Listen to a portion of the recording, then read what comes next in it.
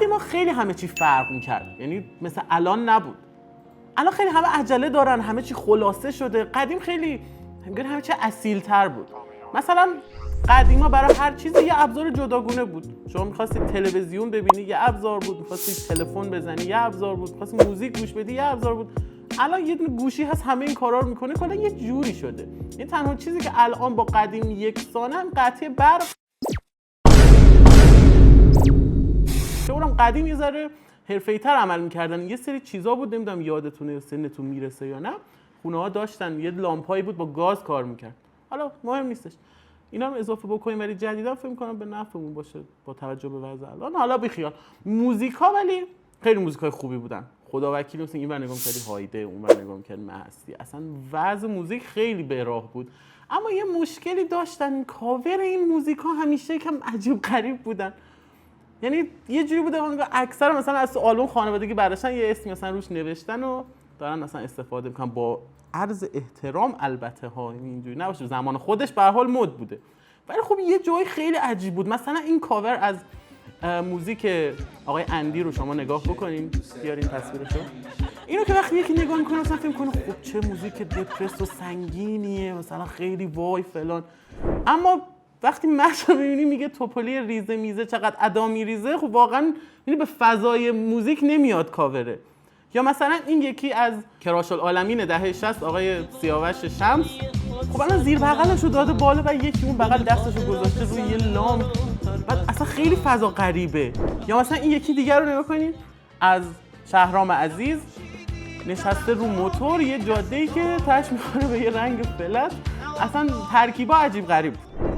اینا رو که من دیدم گفتم که خب اگه این کاورا امروز توسط هوش مصنوعی طراحی میشد چه شکلی میشد؟ یعنی یکم مفهومی تر دیگه از این فازای تصویر خود خواننده مثلا بکشیم بیرون. برای همین رفتم سراغ چت جی پی تی. بهش گفتم آقا ما یه سری آهنگ داریم میخوام براشون کاور طراحی کنیم، تو بیا این کارو بکن. حالا الان قراره بریم ببینیم نتیجه این صحبت من با چت جی پی تی چی بوده. برای ترانه اول رفتیم سراغ دو پنجره از گوگوش. برای اینکه کامل ثابت بشه هیچ نرم افزاری توی طراحی اینا استفاده نشده، من از دوستان میخوام حتما این چت جی پی تی رو نشون بدین. همه چی رو خود جی پی تی طراحی کرده، ما هیچ دخل و تصرفی نداریم. توی یک دیوار سنگی اول از ازش پرسیدم موزیک رو میشناسی؟ گفت بله خیلی موزیک قشنگیه، خیلی نمیدونم احساسیه و فلان و بیسار و اینا. گفتم خیلی خوب، حالا برای این بیا یه کاور برای من طراحی کن با توجه به مفهوم موزیک، یعنی مفهومو دریاب، یه کاوری متناسب با اون بیا برای من تولید کن.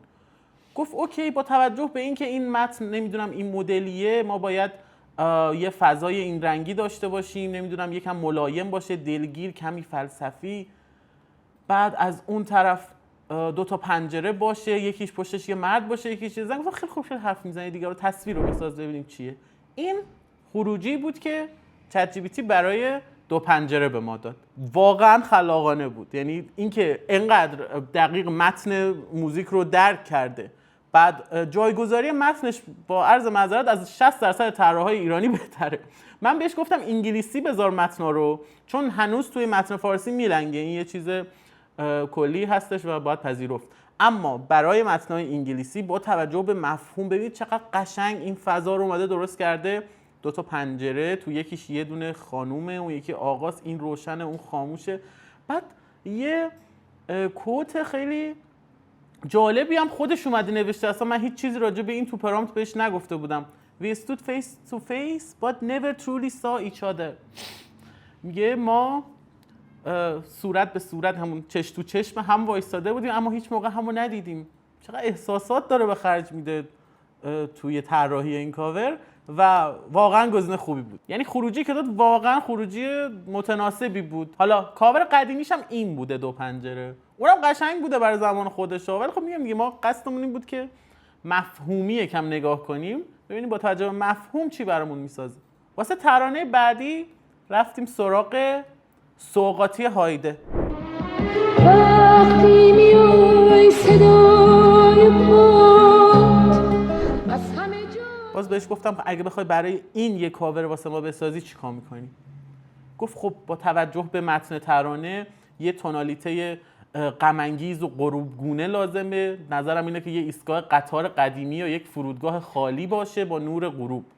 عنصر اصلی طراحیمون هم یه چمدون چرمی کهنه روی نیمکت. اینا رو من نگفتم، اینا رو خود جی پی تی گفت. من گفتم اگه بخوای همچین چیزی بسازی چیکار می‌کنی؟ گفت این کارا رو می‌کنم. من گفتم اوکی دیگه، برو تو کارش. این هم شد خروجی سوغاتی. قشنگه واقعا، میاد به فضای موزیک. یه مقداری رنگا شاید حالا یکم مرده باشن، اما باز هم به فضای ترانه و اون که وقتی میای صدای پات و این چیزا و اینا خیلی نزدیک مفهوم ایستگاه و قطار و منتظر بودن. و باز دوباره از اون جمله اشغولانه ها اومده روش نوشته You left me with a gift but took all the meaning with you. میگه تو من یک هدیه دادی، من اینا رو نگفتم بهش، خودش داره می‌نویسه. بعد میگن هوش مصنوعی حس نداره. خدا وکیلی قشنگه دیگه. میگه تو من یه هدیه دادی ولی تمام معنا و مفهوم رو از من گرفتی، یعنی با خودت بردی. واسه ترانه بعدی رفتیم سراغ بیا بنویسیم مهستی. بیا بنویسیم روی خاک، تو درخت، تو پرنده. گفتیم برای این چی داری تو چنته؟ گفتش که خب برای این با توجه به متن موزیک ما بیایم رنگای گرم و روشن در نظر بگیریم، رنگایی که حس آرامش و عاشقونه مثبتی دارن. لوکیشن رو در نظر گرفته یه میز چوبی کلاسیک کنار پنجره. عنصر اصلی 2 دست زن و مرد در حال نوشتن روی یه کاغذ سفید. به نظر جالب میاد. حالا بریم خروجی رو ببینیم. این هم شد خروجی. این که با توجه به حال و هوای موزیک هم تشخیص میده که رنگا باید عوض بشن، هم فونتا رو میاد یه مقداری از اون فضای به قولی سفت و غمگین تبدیل میکنه به یه حالت یه مقدار لطیفتر و عاشقانه تر، رو واقعا دوست داشتم. یعنی فونتی که برای تیتر اینجا عوض کرده و اینو نوشته خیلی جالبه. یکم حالا تنظیم متن توی این کاور به نظرم مشکل داره، زیادیه، خیلی زیادیه، میشه ادیتشون کرد قاعدتاً. اینا همه اولین خروجی هاییه که با همون پرامپت خیلی ساده که آقا برای این موزیک یه کاور طراحی کن، با این بهمون داده. یعنی من حتی یه ادیت خیلی ساده هم روی اینها نزدم، خواستم اولین خروجی که خود جی پی تی بهمون میده رو بهتون نشون بدم. و باز از اون طرف یه قشنگی دیگه‌ای که داره اینه که روی اون کاغذ نوشته Let's write a real story, a new story, a new story. Let's write a new story. بیا یه داستان جدید بنویسیم. از این حرکتش واقعا خیلی خوشم اومد. اینکه میاد یه کوتی، حالا از خود متن اون چیزم نیست ولی برگرفته از متن اون ترانه است و میاد روی کار اینو اضافه میکنه. خیلی قشنگه. این ورش هم باز نوشته Let's write again, this time without pain. بیاد دوباره بنویسیم، این دفعه بدون درد. جیزس، خوبه، قشنگه. خدا وکیلی این کارهایی که میکنه رو خیلی دوست دارم. ولی خب یکم تنظیمات این یکی ضعیف‌تر بود به نسبت بقیه. تا اینجای کار بخوام امتیاز کلی بدم، 2 پنجره با اختلاف اوله، به خاطر هم انتخاب تصویر هم در واقع تنظیم متن. واسه ترانه بعدی رفتیم سراغ مست چشات ابی. اون دو تا مست چشات و گفتیم بیا برای این یکی ببین چی به نظرت قشنگ میشه که طراحی بکنی. واسه این با توجه به متن در نظر گرفته بود یک رنگ قالب تیره آبی یا بنفش ملایم مشکی با هایلایت های از نور مه‌آلود. فضا یک محیط شب زده و محو، جایی بین رویا و واقعیت. قشنگ حرف میزنه دوست دارم. عنصر اصلی در نظر نگرفته اینجا. چرا؟ عنصر اصلی چشم‌های زن درخشان در مرکز توجه با نوری که از اطرافش پخش میشه. بریم ببینیم خروجی که داده چی شده. مست چشات. Intoxicated by your eyes. یکم تحت لفظی یه جایی هم حالا شاید اومده بازگردان انگلیسیشو نوشته اون زیر، اونو خیلی کار نداریم. باز این زیرش دوباره یه جمله برامون نوشته Your eyes too deep to escape, too sweet to survive.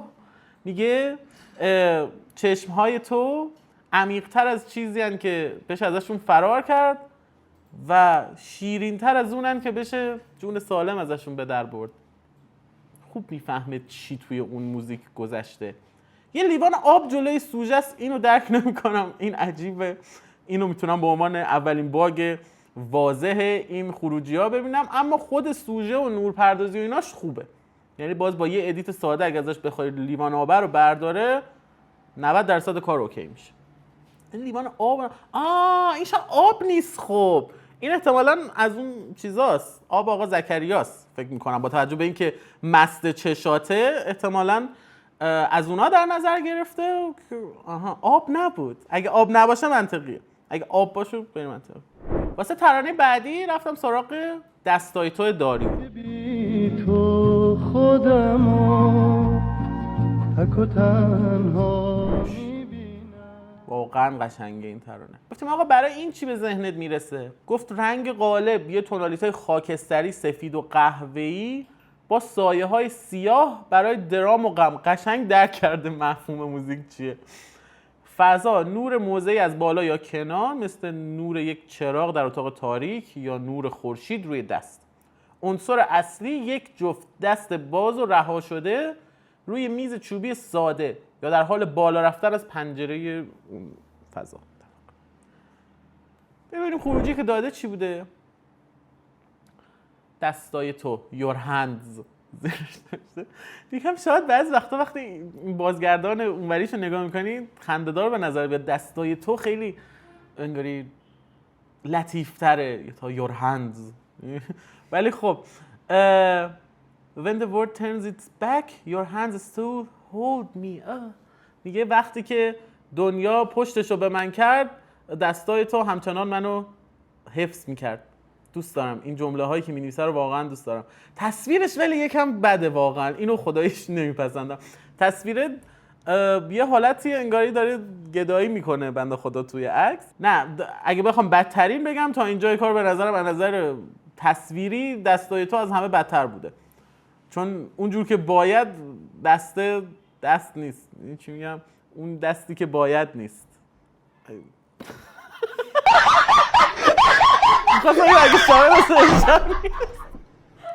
خلاصه متناش خوبه، باز دوباره اون مفهوم خوب گرفته، ولی تصویری که ساخته خیلی جالب نبود. و برای آخرین ترانه رفتم سراغ بی سرزمین‌تر از باد سیاوش قمیشی. تن تشنه مثل خورشید بی سرزمین‌تر از خیلی دوست دارم این موزیکو واقعا. عنوان مفهومی کاور More homeless than the wind. میگم یه جایی بازگردانش به یک زبان دیگه شاید خیلی جالب به نظر نیاد. گفتیم آقا واسه این چی داری؟ گفت یه تونالیته سرد و غبارآلود، خاکستری، آبی چرک و قهوه‌ای خاکی. فضا دشتی خشک و بی انتها با مردی تنها که پشتش به دوربینه و به افق خیره شده. عنصر اصلی هم که همون مرد تنهاست. حالا خروجی که داده این خوبه، این واقعا خوبه. هم به فضای موزیک میاد، هم تصویری که ساخته خیلی تصویر استانداردیه به نسبت قبلی که دستای تو باشه. تنظیماتش واقعا خوبه توی این کار.